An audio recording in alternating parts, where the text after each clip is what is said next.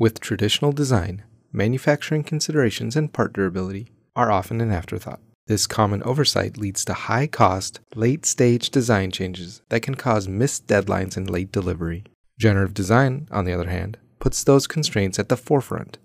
Users define material type, manufacturing method, and performance criteria, which are all used concurrently in synthesizing a wide array of solutions with cloud solving. With the results returned, the designer can explore with filters, plots, visualizations, and can even compare outputs side by side.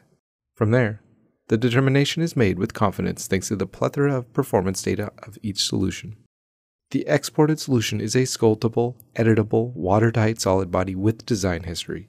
This opens up downstream fine-tuning, additional simulation checks, and toolpath creation.